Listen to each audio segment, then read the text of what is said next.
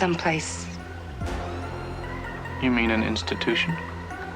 A madhouse? You just found the marble in the oatmeal. You're a lucky, lucky, lucky little boy. Do you know why? You get to drink from the fire hose! Okay, you ready? Open wide! I feel like I'm taking crazy pills! Hey, you want to see crazy? You really are crazy. I don't get it, Doc. I mean, how can all this be happening? It's like we're in hell or something. No, it's Hill Valley, although I can't imagine hell being much worse. Now you want to get nuts? Shut up, you freak! Come on! I said shut up! It's a madhouse! A madhouse! Hello and welcome to Movie Madhouse, a podcast about films lost to the annals of time. I'm Brain Dead Danny. I'm Alex Brunel. And this week we'll be discussing the classic Prehysteria. Thank you, Brain Dead Danny. Yes.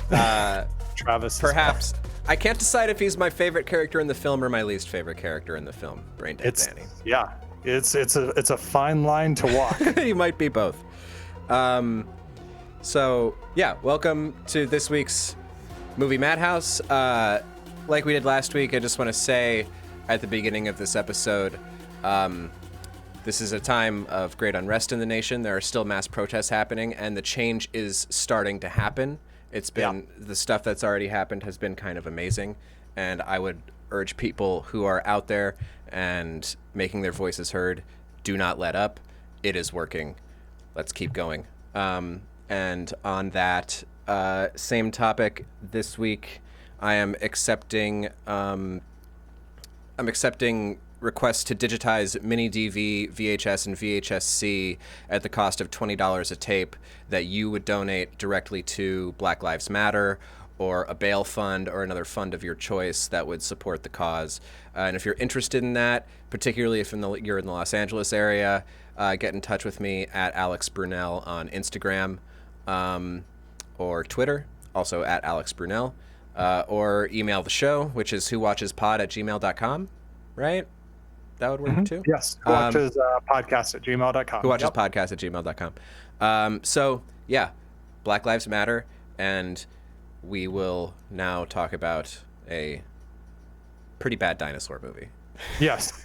It's weird transition going from something. Yeah, I don't know how to do that transition yet. Sorry, humans. But yeah, of the utmost importance to scraping the bottom of the barrel in terms of. I can't think of like a less relevant movie right now.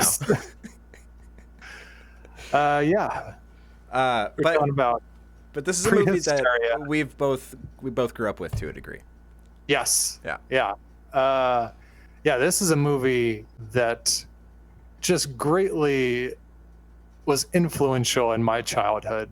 So we're going to start talking about a little bit of facts because this plays into it. This movie came out at the end of June 1993 on VHS as a direct-to-VHS movie. As Moonbeam did, which I'll go into the little bit of the history behind Full Moon and Moonbeam and this stuff. But yes, please continue.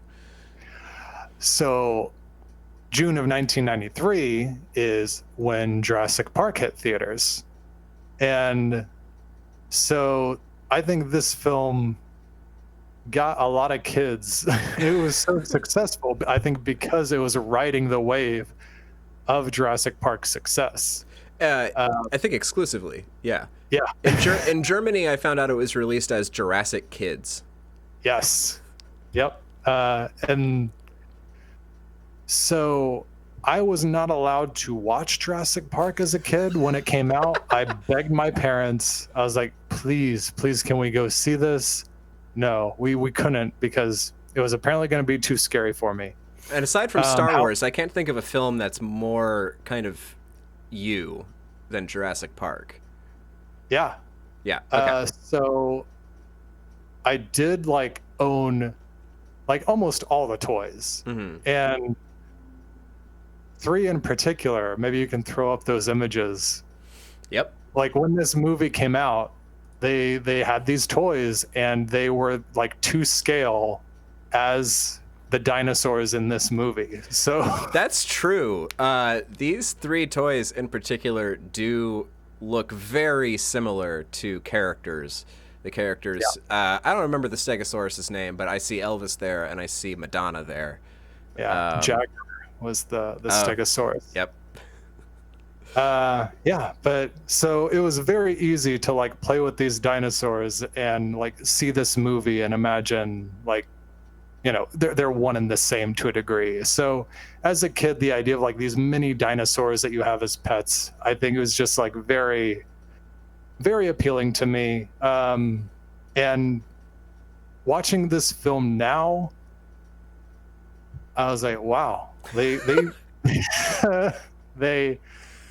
the magic is still there. I think the rod puppets they use, Yes, and stop motion, it all looks really great. agree. And that's About the beginning and end of it. Yeah, that's the highest compliments you can give this movie, in terms of how it looks. So all the stuff regarding the dinosaurs is just kind of like, I guess, what I obsessed with over as a kid, because watching it now and seeing all the actual human interaction, which is really the majority of the film. The vast majority. The film's not about the dinosaurs. The film is about a weird plot with the dad and this museum curator slash sex predator. And it's... I can give a brief synopsis of the film. Yeah. Do you have a synopsis prepared? Yes. Okay, great. Well, this is just directly ripped from Wikipedia. Oh, same. I had the same thing. Prehysteria tells the story of Rico Sarno, a museum curator who enters a forbidden temple in South America and discovers a nest of 5 eggs. He steals them and brings them back to his museum. Frank Taylor, played by Brett Cullen, a farmer who sells fossils to Rico in a mix-up, and then Taylor's dog takes a cooler which has the eggs. The eggs, or the kids, Monica and Jerry, discover the dinosaurs when they hatch and try to keep it a secret until their father finds out. When Vicki, a woman who works with Rico, sees the dinosaurs, she tells the Taylors not to give them back to Rico because he will expose them. Rico finds out the Taylors have them and hires 2 robbers to help him get the dinosaurs back. Right. The one quibble I have with that synopsis is I think the word robbers should be goons, because those guys are goons. Yeah. It's hard to tell. Yeah. They're very classic 1990s like family comedy goons. Yeah. Like think Baby's Day Out, you think Home Alone, you know, all the things. Very, very much those kind of goons. And we'll talk about those goons. Yeah. Yeah, so like you said, it was released direct-to-video in June of '93. This was Austin O'Brien who played Jerry, the little boy who's on the poster. I'll just quickly cut back to our title card just so people can see that kid. If this kid looks familiar to you, it's probably from Last Action Hero, because that's the only other thing that I really know Austin O'Brien from. Now, I can't find information to support this, but I personally think that this movie was shot in like 1991 because it came out the same year as Last Action Hero, and Last Action Hero's failure at the box office was actually probably largely due in part to Jurassic Park's existence. Because it came out the week after Jurassic Park. Yeah, and there's no hope for anybody at the box office the week after Jurassic Park in 1993. But he seems much, much younger in Prehysteria than he does in Last Action Hero. I personally feel like this movie is probably shot in like late 90, early 91, early 92, and then languished in post-production for a while. It was made by Moonbeam Entertainment, and Moonbeam Entertainment was a subsidiary of Full Moon Entertainment, which was founded by Charles Band in 1988. It came out of his previous company, which was Empire Pictures, which where he produced Reanimator, From Beyond, Dolls, a lot of these great classic kind of campy B 80s horror movies. When I was looking into this, I was like, oh, he did Dolls. That movie I caught on TV late at night as a kid, and it scared the heck out of me. Yeah, Dolls is great. Dolls is shot in the same house as From Beyond. They were both shot in Italy, and they shot back to back using the same house. And this was also, to give more context, Full Moon was also kind of created as a direct-to-video B-horror company. This was at the time when home video was exploding in the late 80s, and you could actually make a fair amount of money as a B-movie producer putting out stuff just to fill video shelves. And that business model was working so well that by 1993, Charles Band launched 2 sub-labels. One was Moonbeam Entertainment, and this is I love this part of the story. So you have Full Moon, which just makes kind of trashy horror movies, and then the other one, and then the subsidiaries are the kids movies in Moonbeam, and then softcore porn movies via Torchlight Entertainment. And those both lasted for a few years, but Prehysteria was the first film to come out of Moonbeam. When I was reading that on the Wikipedia, and recently, I've discovered this Christian missionary series of YouTube films, and they're called the Torchlighters, and that I've been showing my son. And when I saw that, I was like, "Oh, is he behind?" No, that's not what this is at all. I'm glad that you did the research before showing your son any Torchlight Entertainment films from the 90s. Yeah. This movie, it was shot in Hanford and Visalia, California, which I looked it up. It's just a little bit south of Fresno. So that whole area is about 3 hours north of LA. It doubles as the jungle and whatever American city they are in. I think it is Fresno. You think it was Fresno straight up? Mm-hmm. Okay. I think I read that somewhere. Okay. This is all just stuff I pulled from IMDb, so I don't know what I'm talking about. It was co-directed by Charles Band and Albert Band, who was Charles's father, who also was mostly a producer with Empire and Full Moon. Somehow he was also an executive producer on Honey, I Blew Up the Kid. I'm not at all clear on how that one came down. Maybe has something to do with Stuart Gordon and Brian Yuzna's involvement in I think for the initial story of Honey, I Shrunk the Kids, because they're all part of the same world. He also directed this movie, Dr. Mordred, which I think he co-directed with Charles Band, and that's an interesting Full Moon movie. It stars Jeffrey Combs, and the story about that movie is Charles Band wanted to make a Doctor Strange movie, could not afford the license, so just renamed the character Dr. Mordred and made the movie anyway. So if you're interested in a direct-to-video movie that's basically a Doctor Strange movie from 1992 starring Reanimator's Jeffrey Combs, Dr. Mordred is the movie for you. Oh, I might do that. It's pretty fun, dude. I cannot lie. The composer of the film, as were many Full Moon and Moonbeam productions, was Richard Band, Charles's brother. This is one of his. This is from the early days. This particular score is from the early days of digital orchestras, and does not sound particularly good. Richard Band is good at what he does, which is low budget, kind of on the nose score work, and sometimes he elevates the score for Reanimator is really, really good. Borrows heavily from Psycho, but a very good score. Score is okay. A person named Peter von Scholey has the story idea credit on this movie. Yeah. And I think the story of that is he was a storyboard artist in-house with Full Moon, and he was a prolific storyboard artist, and he worked in animation too. He was also a character designer and art director for the first season of the Bill and Ted cartoon in 1991, I learned.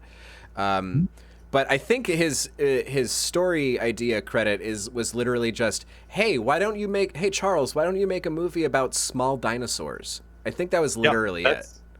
That's all I could read up on it too. Was he had an idea about that concept, and then which is sure, that's and for Charles Band in the early 90s, literally that's enough to get paid. It's like, all right, that's what we're gonna do to launch the family portion. And then we have Greg Sudduth and Mark Goldstein, who are credited with writing the actual screenplay, and actually not much else in their careers, from what I could see. I mean, I think they peaked, you know. Yeah, totally. Totally. 1,000,000%.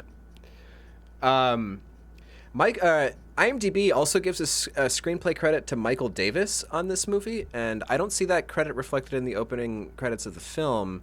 But Michael Davis would go on to the story. That's an interesting story by itself, and if I don't think the podcast is still online, but there's a great episode of Jeff Goldsmith's old creative screenwriting podcast, talking with Michael Davis, and he tells the story about how he came out of Moonbeam Entertainment, which was he had this script for a Jack and the Beanstalk movie he really wanted to make, and just called Beanstalk, right? Called Beanstalk, yeah. And that was his first feature that he got to direct, and he was an in-house writer with Full Moon and Moonbeam, and it came time to do Prehysteria 3 a few years after this film, and literally I think it was 24 or 48 hours before cameras were supposed to roll on Prehysteria 3, Charles Band decided, this script is terrible. Michael, I need a page 1 rewrite by the time we start shooting.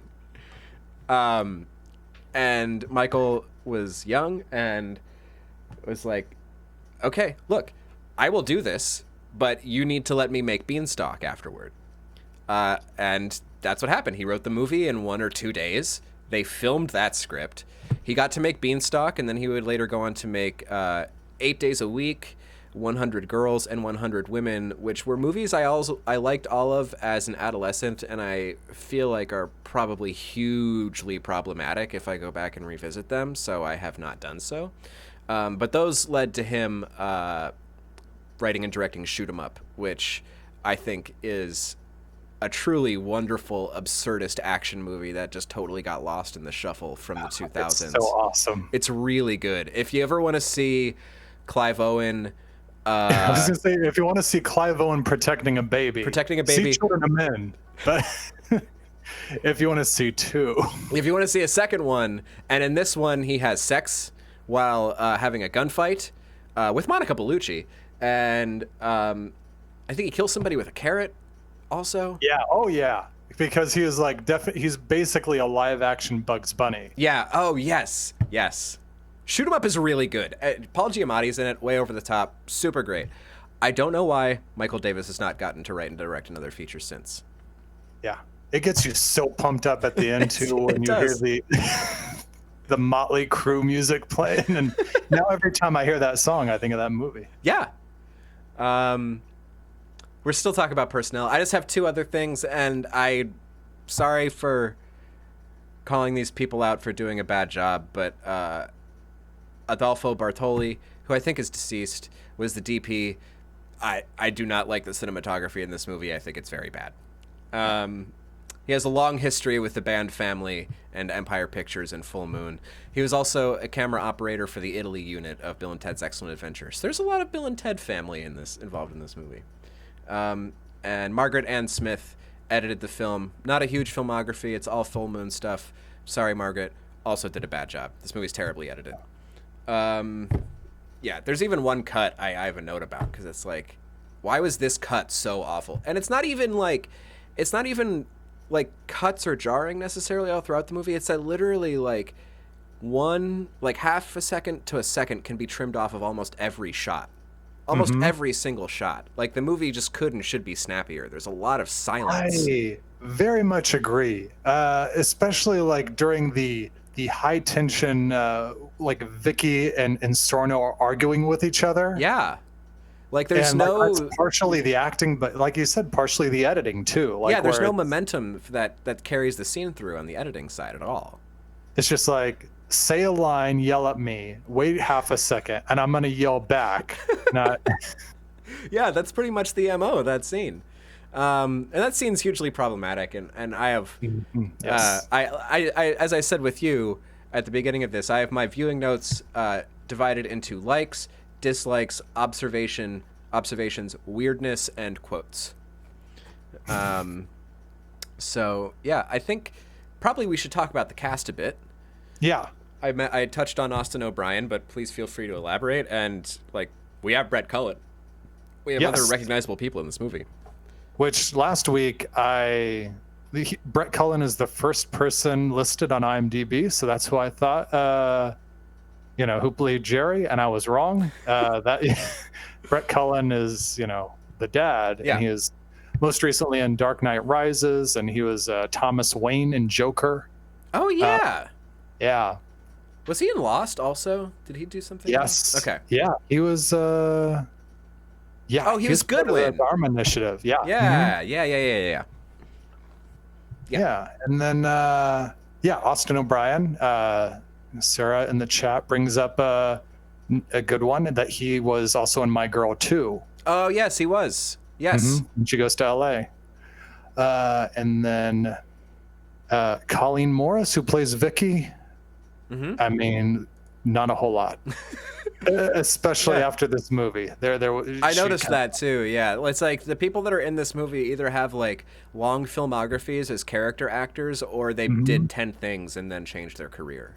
Exactly. Yeah, which it seemed like that happened to.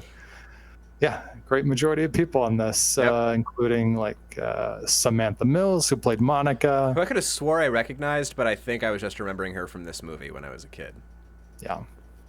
And then Tony Longo, who played Lewis. One of the goons. One of the goons. Plenty of like character actor-y things.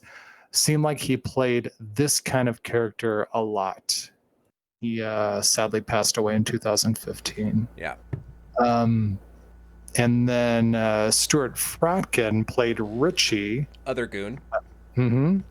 And again, character actor. I've got nothing of note to tell you about what we tried. We looked. Played, other than the fact that both of them reprised their roles as these characters in another Moonbeam film, Remote.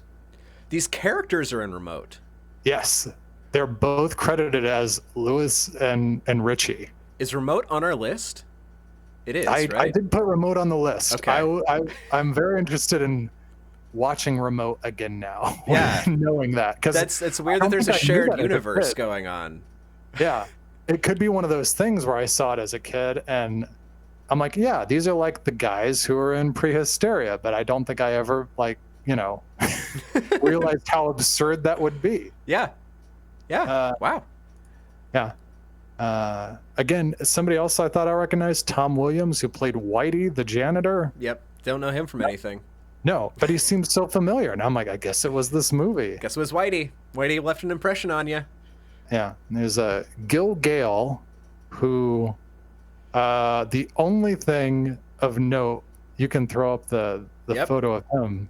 He played a character called Hexter in Deadwood. Oh, that guy's from Deadwood. All right. Cool. So that's the only other thing I could find really of note on Brain Dead Danny. Yeah, Brain Dead Danny grew up, at least like he looks like a normal human being as an adult. Mm-hmm. That was nice to learn. I did of course, like, so Brain Dead Danny is Monica, the teenage girl character's boyfriend, who of course drives a Jeep. That's just the first thing I thought when he pulls up in a Jeep. I'm like, oh, okay. Of course, like the rebellious kind of idiot boyfriend. It's 1993. He must drive a Jeep. There's no other vehicle he could possibly drive. Yeah. Jeeps in this movie and Jurassic Park. Yeah. And for the longest time, I think remembering back on this movie, when I think of Brain Dead Danny, I thought like, did Pauly Shore play him? Because I just assumed, but no. No, but because he has the hair and kind of the nose, but I understand why you would have thought that for sure.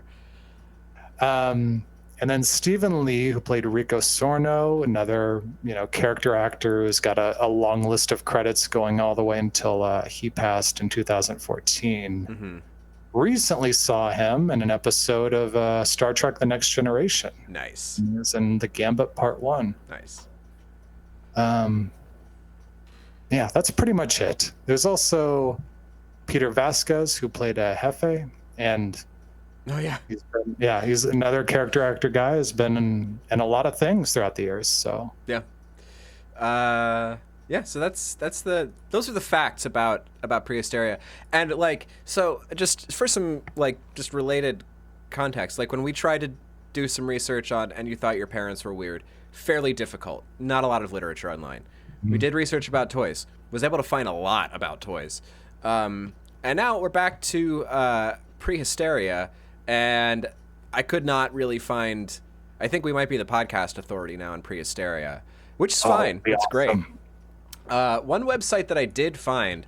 This is a very deep corner of the internet I unearthed here. I found 2 reviews of Prehysteria, one of which I'll read, one of which I won't. The one that I won't read is from a website called Chuck's Connection, which is a website dedicated to Converse sneakers. And I guess Jerry wears some Chucks in this movie. And so there is a review of this film on a fan site for Converse sneakers. Wow. So if you go to chucksconnection.com/prehysteria.html, you can read that review. The other one I found, which I'm going to read his commentary, which is really funny. So I stumbled across. Do you remember, Travis, when we were in school in BG, like the school gives you like a little bit of web space that you can have a little personal website on? Do you recall that? I don't recall that. I don't think I ever used it. I had a website on BG's space for a time, and I knew some professors who would use it for course materials and stuff like that, because that aspect of kind of teaching was a little bit in its infancy when we were in college. So I found the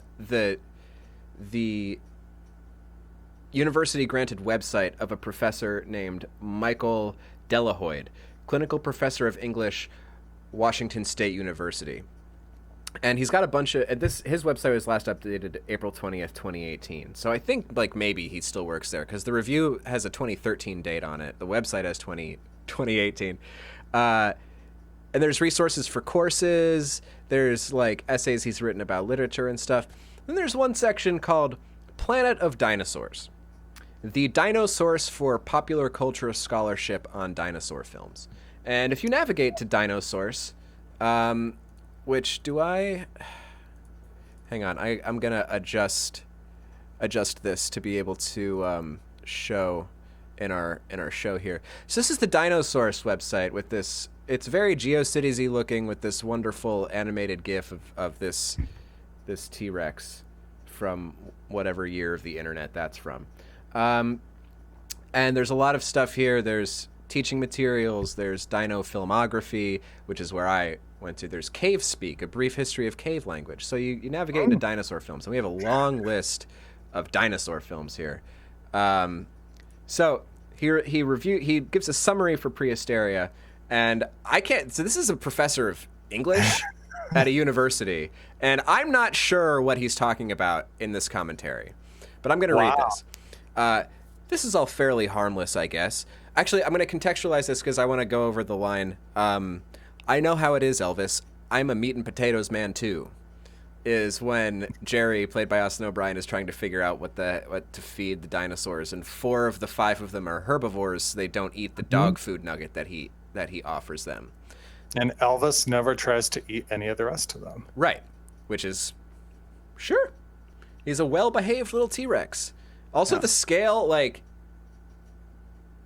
that would be either, if they were to scale to real dinosaurs, that would either be like a really small Stegosaurus, a really huge Stegosaurus, or a really small T-Rex. It's all bunk. But so anyway, that's in a reference to this. So I'm going to read now.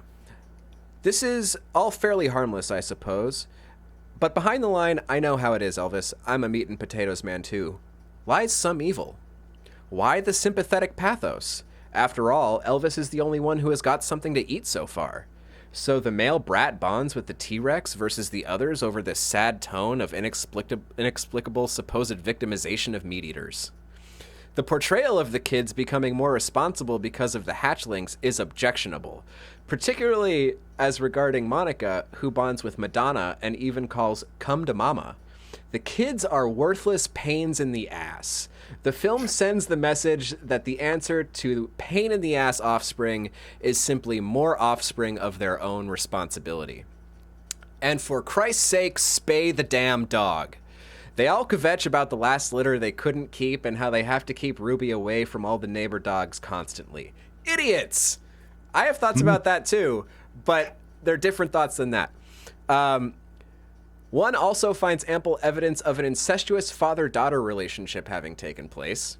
For all these reasons, the trailer for this film should have run, "Prehysteria is prehysterical. Make sure to have a prehysterectomy." Oh my. So that's the words of a university professor. Yeah. That's what comes up when you're trying to find information on Prehysteria on the internet. You wind up finding Michael Delahoyde's website that looks like this. So yeah. I don't. All right. Yeah, there's some leaps taken there. I'm gonna go over the dislike stuff. Why not? Let's go over the dislikes. Yeah. Before we tackle the weirdness or the likes. Get the potatoes out of the way, then we can have the meat later. Exactly. I like where your head's at. So there's this weird thing. Jerry, the Austin O'Brien character, loves Elvis. Yes. Loves Elvis Presley. Wants to be Elvis Presley. They could not license any Elvis Presley music for the movie, so it's all cheap sound-alikes, and they are bad. They are bad, cheap Elvis sound-alikes, and the recurring Elvis motif throughout the film is also very bad. It's not funny. It adds to nothing. And yeah, of course he names the T-Rex Elvis, and everything just about it is bad. And then, of course, like, going off of that, the flying dinosaur is named after Madonna because apparently there's a Madonna song playing. But again, it's not a Madonna song. It is a cheap, low-rent, Madonna-esque sound-alike song. Which like begs the question: why make a character and name one of the characters like after Elvis and have this whole obsession about? And we can't license any of the music. They apparently tried, I think, but couldn't afford it. So then they got these sound-alikes. But yeah, it's a weird thing to build an aspect of your character out of a thing that you don't know that you can license. Yeah, like Lilo and Stitch got it right there. Yes, they worked that into the movie, and it yeah. One of the kids makes the joke about Madonna, the little pterodactyl, has a nose like my math teacher, which that's implicating like an anti-Semitic joke. That's not great. Yeah. So I'm going to take a second to talk about Vicki in this movie, which is the character that works for Sarno, who's the evil museum curator, that is the girlfriend of Brett Cullen, who is the father. Well, they start off flirty and then kind of become an item. And of course, his wife has died a couple years prior. Like the kid's mom is dead from a few years prior. It's been 2.5 years, Alex. That's a line of dialogue. Get over it, kids. Get over it. So Sarno is really disgusting to her throughout the entire film. Like really just like literally exactly what you would assume like a gross misogynistic boss would be in 1993. Like as much of that person that you can show in a kids movie is exactly what this character was. Yeah.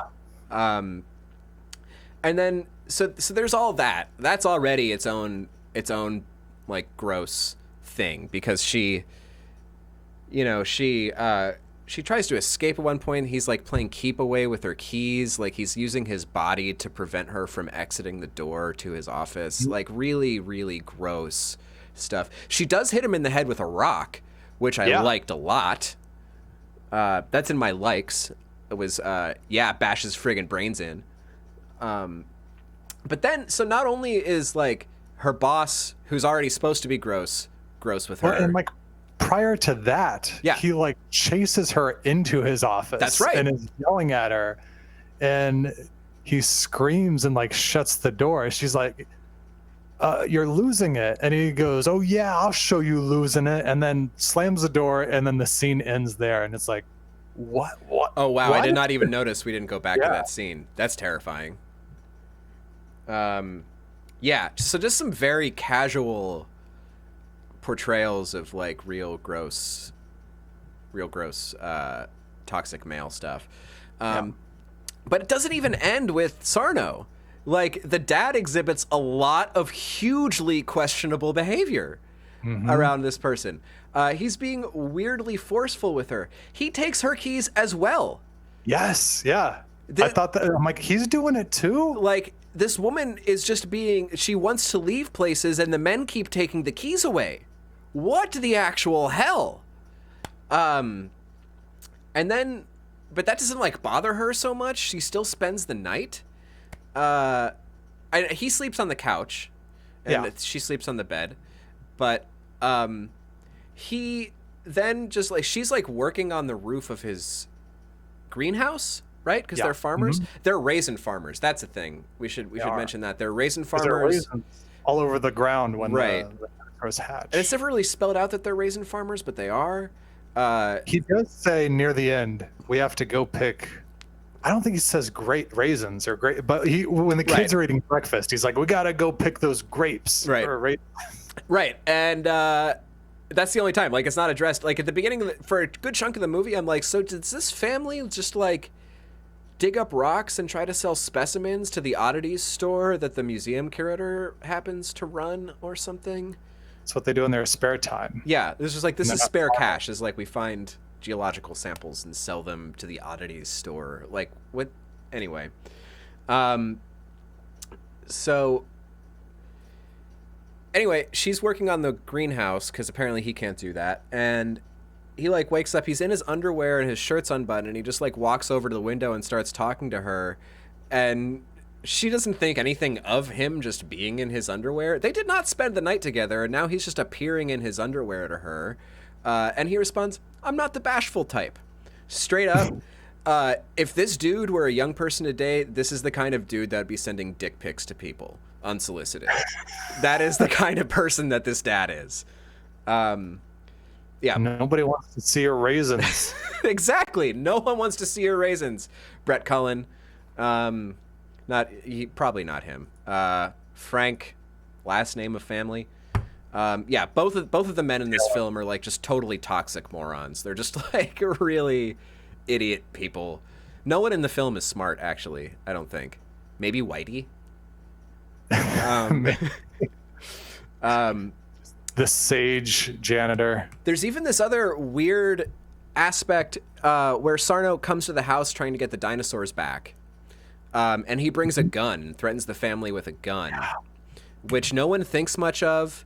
Dad is able to get the gun from him and like turn it on him and get him out of there. And then he just has bend over and then he kicks him in the butt. Right. He says bend over and then literally kicks him in the butt. Yeah. So that's weird power trippy nonsense. But at the end of the scene, like, he's got his kids around him and the girlfriend are like, what was this? Blah, blah, blah, blah. He just has the gun. He just has the gun in his hand. None of them are like, Dad, where did you get the gun? None of them are like, Dad, should you have the gun? Just gun now. There's a very bad magic heart-to-heart conversation between the daughter and dad about the dead mom that like makes it okay for him to be dating again. It's this really awful, ill-conceived scene. It's like a lot of the scenes in And You Thought Your Parents Were Weird, where it's just like, oh, you thought this was how to deal with the emotional reality of this scenario. Got it. And my main dislike of the film, I'm gonna curse. You're gonna have to remember because you're gonna have to bleep this. The dinosaurs don't fucking do anything in this movie. Anything. No. They just exist. They don't do anything. They're just the MacGuffin. I thought that when I was like, they really don't do anything? They don't do shit. I thought like for sure like they helped in some way in a Home Alone type style, like, but no, they don't do anything. In the sequels, I think the dinosaurs are involved in hijinks, I think. All right. But in this movie, they are just there. The only interesting thing they do is about halfway through the movie when they break out of the basement and they destroy the kitchen because they're hungry. And props to the set decorators and art department for that scene, because that is A+ messy kitchen in that scene. But that's literally the only thing the dinosaurs do. They have a dance party. Also, there's a dinosaur dance party. To the rock Godzilla song. Yeah. That Elvis did not sing. No. He awkwardly danced. And another good thing is the dinosaurs are very cute, but they don't do heck all in this movie. Yeah. They look really good though. They do look good. I like the sculpts on them very much. The puppets and the stop motion effects are like pretty blatant for what they are, but the designs are really cool. The movie does not shy away from showing them to us in close-up, which I think probably maybe looked a little better on VHS than it does in high def, but being able to like see all the detail of like the tiny little like of the tiny dino mouths was really really cool in this astounding, like the transfer looked amazing actually. Yeah, I thought so too. I was like, wow, this looks good. Yeah. I was not expecting it to look like this. No, I'm astounded that there's any full moon movies that have been able to be restored in high def, because it means that they held on to the film elements, and that astounds me about Charles Band. But I'm glad he's paid the fee on the storage space for however long it's been a thing. Yeah. Yeah. What else? Likes. Can go for likes. Mm-hmm. Well, if you want to stay in the dislikes, stay in the dislikes. What do you got, man? Quotes, because I thought, oh my gosh, this will be a great movie. I can show Harrison. He loves dinosaurs. He cannot yet watch Jurassic Park either. Mm-hmm. And then, I watch it and I'm like, ooh, I don't know that this is appropriate in any way. Like a lot of the things that are said, I'm like, I can't believe, like, it obviously went over my head as a kid. Yeah. But like all of the things that Jerry says about like Monica, here's a series of quotes that he gives that I'm like, these are insanely inappropriate. She looks like Madonna in Heat. I had that written down also. Yeah. Talking about his father's relationship with Vicki. Leave him alone, he's horny. Did he say that? I missed that line. They were in the truck heading back home, and Monica was complaining, and Jerry just said, leave him alone, he's horny. And then his dad just like smacks him on the back of the head, and that's the extent of that. That is an underreaction to a 12-year-old identifying his father as horny. Yes. When his dad asks him why the door was locked, he says, axe murder, they get you in your sleep. I thought he just said there's a lot of crazies out there, Dad. Oh, no, he followed it with the axe murderer thing. Yeah, he says axe murder. I wrote that down, too. I did really like, why is this door locked? There's a lot of crazies out there, Dad. Yeah, I'm not going to explain to my 6-year-old what an axe murderer is. Fair. And then when they're talking about locking up Ruby, the dog, because they're afraid she's in heat, and he goes, if Monica was in heat, you wouldn't lock her up down there. Wow, I totally glazed over that as well. Yeah. Wow. Yeah, I have another couple ones to throw in there. I wrote this line down, now I don't remember what the context was, but there is a part where Oscar O'Brien goes, you gonna kill him, Dad? Like, really excited. Was that when Sarno came to the house? He's like super psyched for his dad to maybe murder somebody. That might have been at the end after. Yeah, I think it was closer to the end. Yeah, it might be like when he sees the newspaper heading. That's right. Yeah, no, that's right. He sees the newspaper the headline that, and this is after. So eventually, what happened? Yeah. Like the goons come. They successfully abduct the dinosaurs and Vicki, and the dad just lets them and the dog. They send the dog away, and then the dad just lets them go. Yes. And the next thing we see in the movie is them having breakfast the next morning, and the kids are like, I don't understand why we're not doing anything. It's like, it's not even the next morning. It's got to be later because was like it later? Oh, right, because the newspaper. So it's like days or weeks. Because Sorno has put together this whole like elaborate reveal. Thing. Right. I'm like, it's got to be at least a few days later. So done nothing to get the dog back. I think there's another point where he kind of suggests that they wait. I put this in weirdness. I think he kind of threatens to. My partner Angela interpreted this as getting rid of the dog, like putting her up for adoption. I interpreted when he says when he's like, I interpreted it as he basically threatened to put the dog down if they don't stop pestering him about having more pets. That is a good, because if I hear one more word of this, I'm gonna have that dog, and he doesn't finish it, and I have like question marks. Put down? Yeah. Because you think like a spade, like the problems with this dog is like just get her fixed, right? And they don't have any problems. And that's another thing I have in weirdness. It's super bizarre that this plot point keeps getting hammered on about like the dog being so sad that her last litter of puppies got given away, and now she's like kind of the surrogate mother to these dinos, right? That's how they hatch. Like the dog keeps them warm, and they hatch and kind of think the dog's it's their mom, but not really, because they just bond to like literally everybody. But they keep putting in this thing about the dog having puppies just to reinforce like why the dog would be taking care of it at all. But it just comes out as super weird. Like, because, I mean, if you've ever owned a dog that has had a litter of puppies, that's what happens. It's not a big deal. I mean, yeah, they all go to different owners.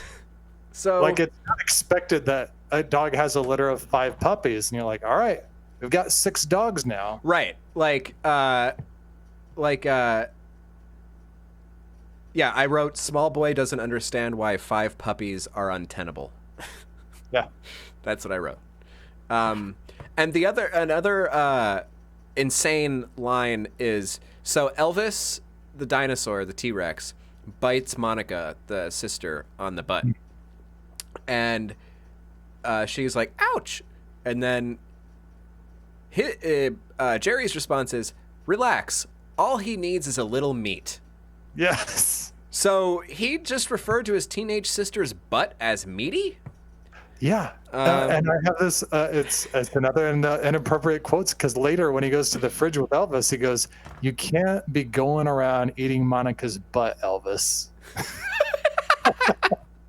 Yeah, like what the hell? So you can see that this is the first movie by a group of people who to this point had made like Lovecraft adaptations and other like B movies with boobs in them and stuff. You know, like there's so much in this movie that's part and parcel of like adult B movie filmmaking from the 80s and early 90s that they hadn't quite figured out how to translate into a family friendly format yet. I don't know if that gets better over the course of Moonbeam's existence. Yeah. There's another Sorno quote in here where yeah, another problematic, I mean, more than problematic quote that the dad's talking to him and he's talking about like, "You did this to Vicki." And then he literally says, "She was asking for it." Yes. He says she was asking for it. Yeah. Oh my God. Yeah. And I mean, it does go to show like how much, more critically or in ways now that more people critically think about just the things in these kind of movies, but it's kind of insane to be so harshly faced with that reality when revisiting stuff from 20 years ago, 30 years ago, that you just had no idea that like this was in our heads, dude. Like this is all stuff we had to unlearn. It's like all this kind of crap that we learned from stuff like this. Yeah. can't go around stealing rocks and hitting people in the heads with them and Right. being It's misogynistic. it's weird that like the desecration of like sacred objects is one of the least questionable aspects of this movie through time. Yeah, and the belittling of the entire culture, and Like, he keeps oh calling my him God. Jeffy, and Yeah. Like, wow. and Hefe's costume as well. Yeah. It's just very terrible. Yes. Yeah. I'm sure there's stuff that, like, in my observations and weirdness sections go into these other two things that we've been kind of veering on, but, like, yeah. We have more things to cover. Do you have other stuff pertaining to stuff you strongly don't like or stuff that you thought was strongly problematic? The Monica character was just very annoying to me, especially like saying daddy all the time. Mm-hmm. In that like that voice that she says daddy. I'm Yeah. like, oh gosh, I can't take this. She's like, bless this actress's heart, she just watched like a handful of like movies that kind of character was in and just did that, like not anything special. The character design of her is just like the quintessential teenage girl from the early 90s wearing pink and purple and like with the pink and purple everything. Yeah. But yeah, she's annoying. Yeah. All right. I guess we can move on into Yeah. Let's talk about some likes. I liked some stuff in this movie. I like the opening. I like the opening credits sequence, actually. This is a version of this same opening credits sequence we've kind of been talking about, which is like, you know, showing images to kind of fill in, like, foreshadow plot. And we get these, like, great, like, these actually, like, really nicely, like, really good artwork, like, really good production design stuff. Like, let's show off the set that we made, guys. Right. Like the one detailed set we had to construct, we have to show it in detail, and it's these pictographs of dinosaurs from the ice cave where these things were kept, and that kind of stuff. I really like that opening sequence. And then when they go into the cave, I was gonna say you go straight from that into the Raiders of the Lost Ark opening. it is. It totally feels like it's supposed to be the opening to Raiders. When they get in the Forbidden Cave. It's cold in here, and I love when, quote, it's cold in here is characterized by plastic icicles and blue light, which is exactly how it's cold in here was characterized in this movie. A little bit of sound design. You hear some like drips of like true. the icicles. So while he's in the cave, I sent you an image. Yes, I'm gonna. There's a lot of corpses in the cave. Yes, this is particularly one that is on the ceiling, where like some blood drips on him, and he looks up and he's startled. He goes, "Oh, you nearly gave me a heart attack! About gave me a heart attack!" And then he just like brushes it off and is like, "All right, I'm just gonna keep going." Where there's this terrifying, fresh corpse up there. It does seem pretty fresh. Yeah, it doesn't seem like he's been up there for that long. It doesn't seem so decayed. It looks like Whitey. It does look like Whitey. The janitor at the museum. Actor, yeah, like I don't know, but yeah, there are a lot of corpses in the cave. Like, brushes off like, oh, there's a dead guy in here. That was almost scary. Yeah, like so the cave is angry, right? Because it's like this ancient cave, and the cave is angry at the guy break. And by the way, that was the end of what I like about this movie section, because we went over the rest of it, which was like the adorable baby dinosaurs. The mess in the kitchen and the dinosaur dance party, and when she hit him in the head with a rock. That was kind of the extent of the stuff that I thought was really good about the movie. There is still plenty to enjoy. Yeah, totally. Totally entertained. I don't think most of the rest of it is good. Yeah. Yeah, I guess like general observations, this will spring more stuff. Yeah, there's a surprising amount of corpses in the cave.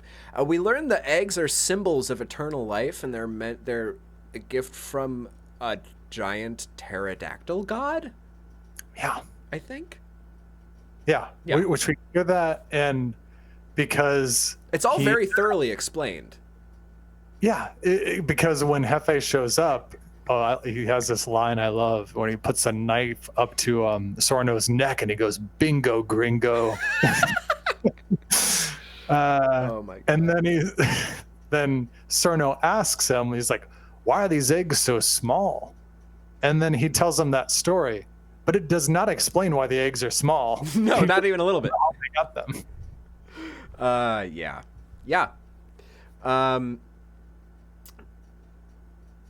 Yeah, this was there's the weird cut. Everyone's clothes are super baggy. Cause 90s. Oh yeah, not only is Sarno a racist, but also very possibly a pedophile, I wrote. I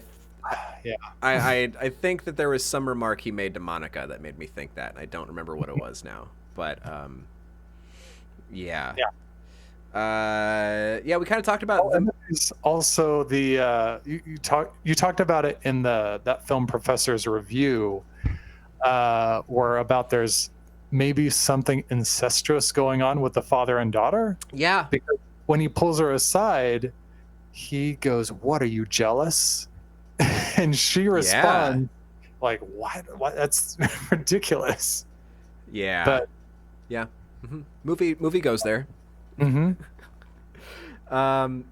yeah, the movie, like the plot is about the dad and the dad's relationship to this woman and struggling with this Sarno guy. It's very weird. And, the dinosaurs and the kid are front and center on the poster, and they're like totally incidental to the actual plot of the movie. Yeah. I do not get that. Yeah. Just remembering it as a kid, I'm like, all right, it's about like the kids and the dinosaurs. Yeah, it's not. The sequels are, I think. And the kids never like really question like the existence of the dinosaurs. No. And their immediate no one response, does really. Yeah. We have to keep it a secret from Dad. Right. But why? I mean, because he doesn't want more animals in the house. I think that was the reason. Yeah, he's like, oh, he'll put down the dinosaurs if we let him know that we have dinosaurs. This guy who's interested in fossils and everything, we have to hide this from him because he's not going to want these in his house. Yeah, super bizarre. And we kind of covered the rest of the random stuff I had in random observations. Do you have random observations on your end? Just a bunch of like quotes that I love where the Madonna bird lands on Monica's finger and she says, "That's a good material, girl." Yep. And then of course when Brain Dead Danny shows up. Good old Brain Dead Danny, who we see his Jeep like really early into the film. We don't actually meet the guy until like the last act. Yeah, we do not. And when he shows up, like you hear him mentioned by Jerry at the beginning of the film, and then when he does show up, you're like, they're not really gonna call this guy Brain Dead Danny, right? And no, they do. Like she introduces him to her dad again. She goes, "Dad, you remember Brain Dead Danny?" I'm like, this guy just accepts this name. Yeah, he's one of those guys. Yeah, man, it's Brain And for Dead Danny. whatever reason, I thought he played some kind of a part in the climax of the film, and he does not. No, the only part he plays is to turn the Jeep around to follow the bad guys back to the house. Like that's literally off. He sees like these three goons with guns and is like, "All right."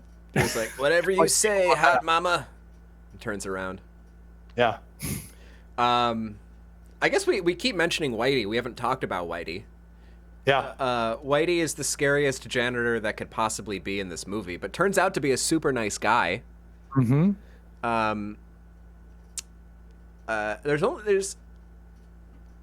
the only other character I can think of that in a movie ever that was called Whitey was that waiter character in Me, Myself, and Irene by the Farrelly brothers with Jim Carrey. Yeah. And that movie has some hugely problematic black characters in it, which I didn't realize how bad that was until I watched that movie recently. But it's funny because like Whitey kind of saves the day. Like Whitey is key at the end of the movie to doing the switch. And the switch is, so Sarno is having the big press conference to reveal the dinosaurs to the world, right? He's going to make millions off of this, and he's acting like Vicki is his girlfriend/partner. Yeah. And he's giving this whole big elaborate press conference. And then when they unveil it, when they take the shroud off the cage, it's the dog in the cage. And the reaction to, like, all the press in this town and everybody that's watching is just like, oh, what a weird thing. Oh, good joke, man. Good joke. All right, well, see ya. And everybody kind of leaves. Yeah. Nobody sticks around to ask questions. Like, Nobody's like, that can't be what you're going to show us, right? This wasn't just a joke to show us a dog. they all leave, and he's begging them, like, no, don't. No, you got us good. Next time. But I guess Whitey was instrumental in, like, switching the dinos for the dog, and Whitey helped save the day. And then I just wrote, why is Whitey's hat so small? And why is he making creepy comments about the attractiveness of the family? That's like the last thing he says. He's like, because he got the pickup truck, like the classic red pickup truck, driving away. And he's like, that's a beautiful looking family you got, to the two kids, like the Vicki, who has now left Sarno, who is a public disgrace, and the dinos and the dog. And he's like, beautiful looking family. Like, what? You don't know these people. Well, I guess he knows, he does know Vicki, but it's still a weird thing to say. Yeah. It's weird this film literally has a Whitey savior. Yes, it does. The scene where Sorno chokes him, and then he has to, like, hit him with the broom or the mop he's got. Yep. And it knocks him down, and then Sorno starts to go after him, and he goes, I know, I'm fired. And then he just says, I'll see you tomorrow, which, like, implies that he gets fired constantly. Yeah. And in the confrontation too, there's a part where Sarno, like, is like, I need to think, and he thinks by, like, placing the gun against his forehead, like his fingers on the trigger, and he's, like, pointing it at his own forehead. Yeah. At one point. Terrifying. Really scary. There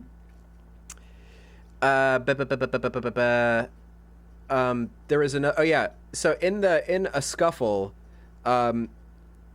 Jerry tries to attack one of the goons, and his attack on the goons is messing up his hair.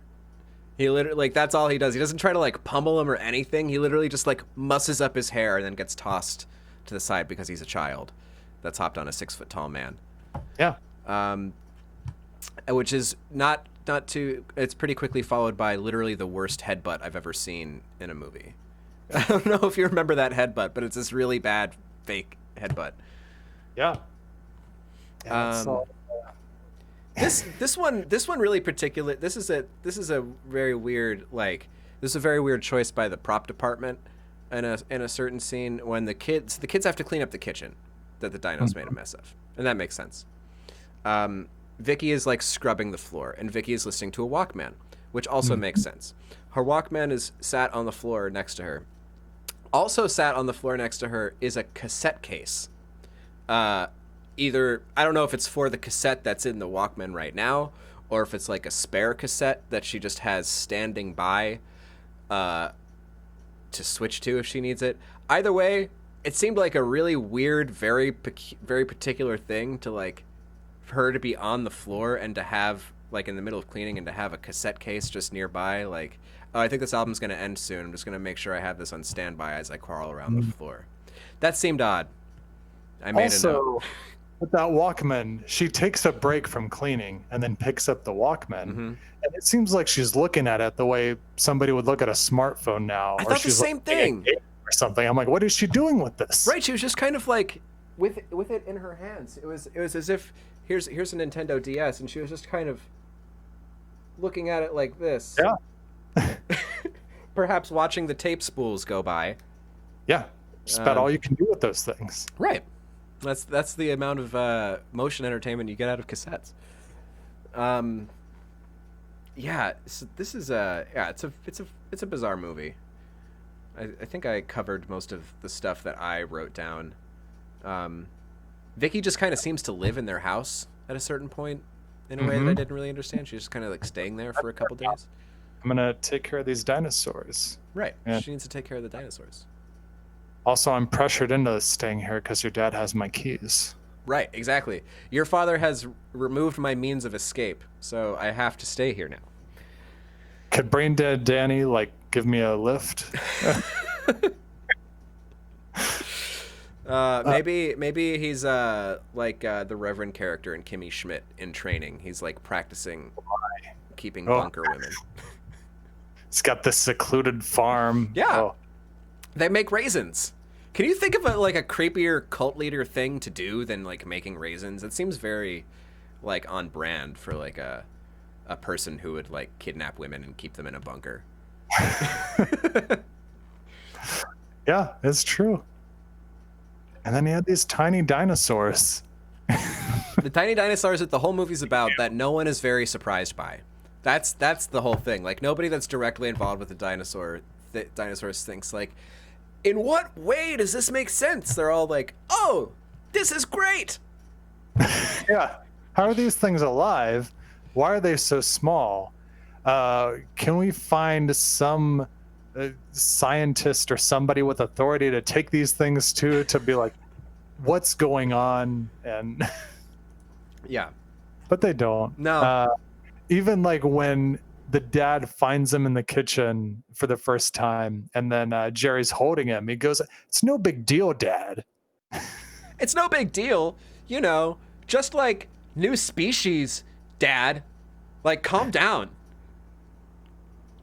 Yeah. Yeah. I one thing I do like about this, and particularly the dinosaurs, is they are all very distinctive. That's true. In their personalities, and you know, we didn't mention, we kind of did, but we didn't go through like all the names.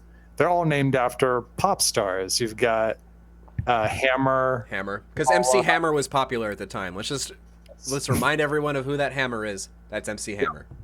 MC Hammer, Paula Abdul, Madonna, Mick Jagger, and Elvis. Right, the Paula Abdul reference. Forgot that one too. And they let the. I don't think the gendering of the dinosaurs was based on literally anything either. I don't think they made any honest effort to figure out what the gender of the dinosaurs was. I thought about that later. I'm like, how did they know that? Obviously, the T-Rex is a boy because T-Rexes are boys. Yeah. Obviously. But I do like that they all have, you can just listen to them and they all have their very distinct voices. And I thought Madonna sounded she sounded very much like Abu in Aladdin. Yeah. Is what the voice sounded like. And I'm like, oh, did Frank Welker do the voice for this? And I looked in the credits and he's not credited, but. Wait, are you sure?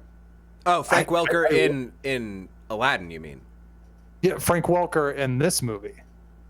Frank Welker is in this movie. He is? Yes. I was looking. Okay. No, on IMDb it says Frank Welker, Dinosaurs, uncredited voice. Oh, okay. So is that the guy who played Abu? Yeah. Oh my Frank Welker gosh. played Abu. He also played. Yeah. Oh, that's awesome. Yeah. So yeah, Frank Welker did. Your ears did not deceive you. That was the voice of Abu coming out of a dinosaur. Nice. All right. Yes, I see when I click on the rest of them. Yeah, because he's not listed in the. Okay, great. Yeah. Also, like the voice of Optimus Prime and Scooby Doo. Yeah. If you click on his IMDb, it says actor, 849 credits. Yeah, he is. He's the king of voiceover. Yeah, he's fantastic. Frank Welker's amazing. And then also, I mean, there's a line in this movie that I thought was so hilarious as a kid. And it's during the press conference. And like before they make the big announcement and all the reporters are just like gathering around and asking all these questions. And then one of the reporters asks, "Miss Vicki, is it true that you were married to Tiny Tim?" And yeah, that just like kills me, because as a kid I'm like, what does that mean? Like how, like, and even watching it this time, I was like, this is so absurd. Like, Right, like I assume you're familiar with the musician Tiny Tim, and that's probably who he's referring to. But why that question at all? I found that out today. You found out. I'm Googling this question because I'm like, why is this in this movie? And it's because Tiny Tim the musician, his first marriage was to a woman named Miss Vicki. He married on the Tonight Show when she was 17. That's right. Tiny Tim, weird dude. Yeah. Tiptoe Through the Tulips is Tiny Tim's signature song. He played a ukulele and sang in a kind of an unsettling falsetto. But that's... Was that a joke for the parents? Like, that's just a weird joke, period. Yeah, who's that for? Because that happened in the 60s is when that marriage took place. And as a kid, I'm watching it, and I hear Tiny Tim, and I think of A Christmas Carol. And I'm like, what does that mean? So I would say it all the time because I thought it was funny. Vicky, is it true you were married to Tiny Tim? Yeah. So... I think... I don't think I have more thoughts. Do you have more thoughts? Yeah. I don't have any more thoughts on this movie. I am kind of curious to revisit the second two, although I don't know if that's like actually worth our time or not. Yeah. If we do, maybe we make it like a double feature and we don't do an episode like necessarily for each one. Yeah, that would have to be the thing, but then we just wind up talking about 2 movies for 3 hours. And I don't think anyone wants that either. Tell us if you want us talking about more miniature dinosaurs. Yeah, if you would like a TED Talk about the rest of the Prehysteria series, please let us know, and we will fulfill your dinosaur-related wishes. As long as they involve exclusively us just watching Prehysteria 2 and 3 and talking about them. Prehysteria 2 is available on Tubi. Prehysteria 3 is not. Yeah, weird, right? Yeah. I think I don't know. It's possible that the second one or the third one was never scanned into high def. Let me look. Yeah, no. The best that had was a DVD. The second movie was directed by Albert Band again. The third movie was directed by a guy named David Dakota, who... I mean, I'm a little bit scared to see his IMDb for how many movies he's directed. 162 directing credits. A lot of Lifetime original stuff and direct-to-video stuff. He's a working director. Like, he's the very definition of a working director. In 2019 alone, he made The Wrong Stepmother, The Wrong Boy Next Door, The Wrong Mommy, The Wrong Tutor, and The Wrong Cheerleader. The follow-ups to The Wrong Cruise and The Wrong Friend and The Wrong Crush and The Wrong Student and The Wrong Child and The Wrong Roommate. Oh, he also made those movies, A Talking Cat? ? Exclamation point. In which he's credited as Mary Crawford. When he directs these like kids movies now, he gets credited as Mary Crawford. He's also directed a lot of booby movies. A lot of movies that are just exploitation movies. Yeah. There's a lot of weird tangential stuff to the Prehysteria films. Yeah. I see the third one has Fred Willard in it. Oh my gosh, does it? Yeah. I think it's got Fred Willard in it. If we watched either of the other two, I would really only want to watch the third one probably. Although, then I'd feel weird for not having watched the second one. Also. Yeah, I remember the second one being very disappointed because the thing about the 2 and 3, everybody, is the characters do not follow through. The only thing that follows through is the dinosaurs.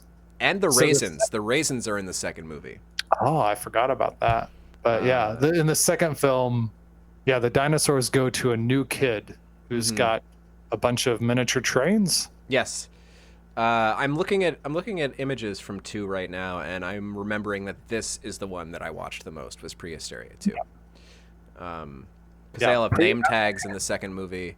I also read that they wrote into the plot that Madonna has a broken wing in the second movie because they needed to save some money, so they broke her wing so she didn't have to do stop motion for flying. So, yeah. Should anyone be interested in delving deeper into the full moon and moonbeam histories? I mean, we're going to be talking more about that because we got some moonbeam movies on our list. Yeah. But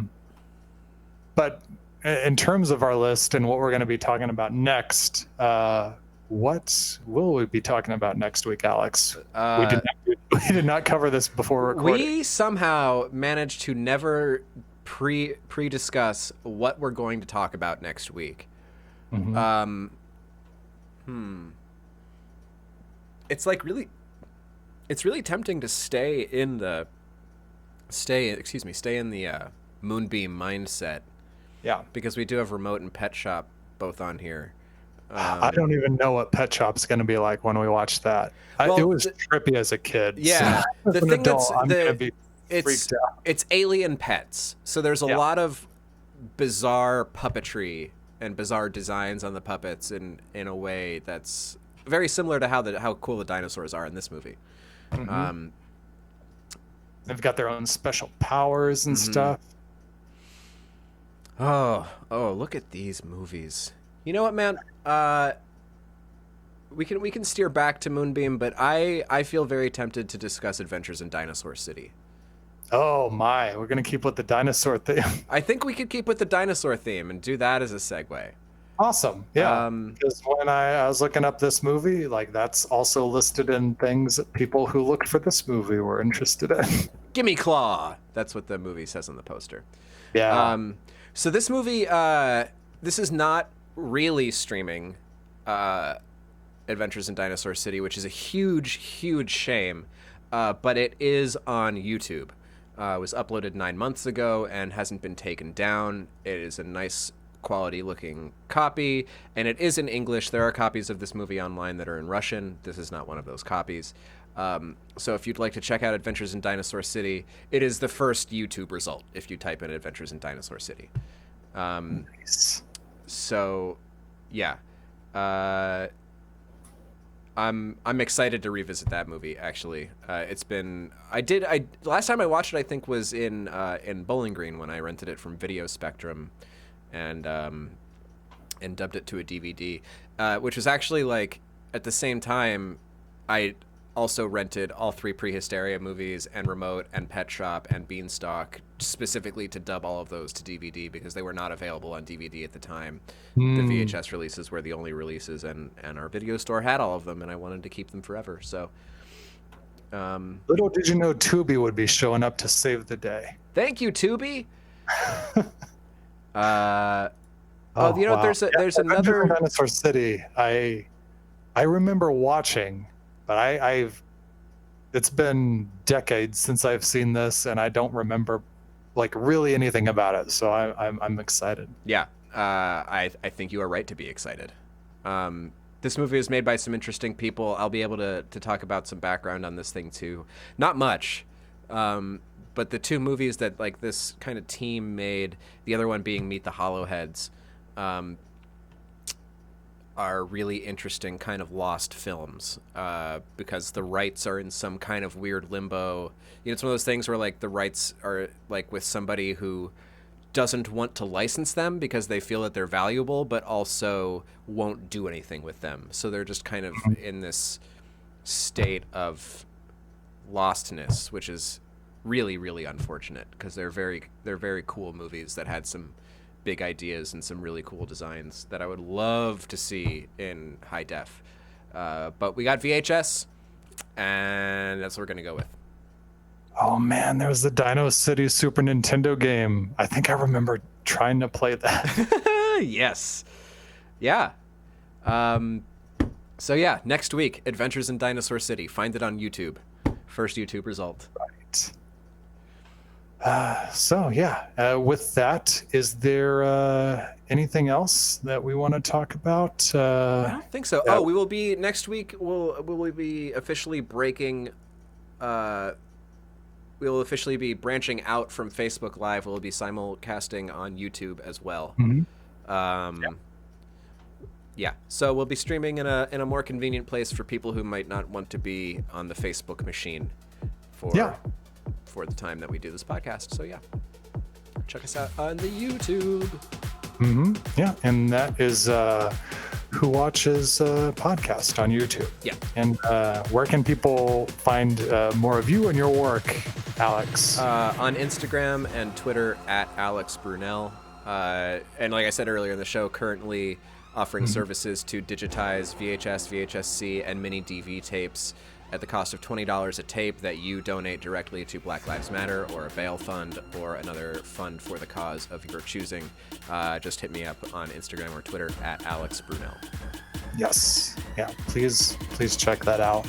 And, the show itself, you can find on Instagram, on Facebook, and on Twitter at Who Watches Pod, and on YouTube, where we'll be streaming next week. And, so until next week, check out Adventures in Dinosaur City, and stay safe, stay sane, and stay smiling.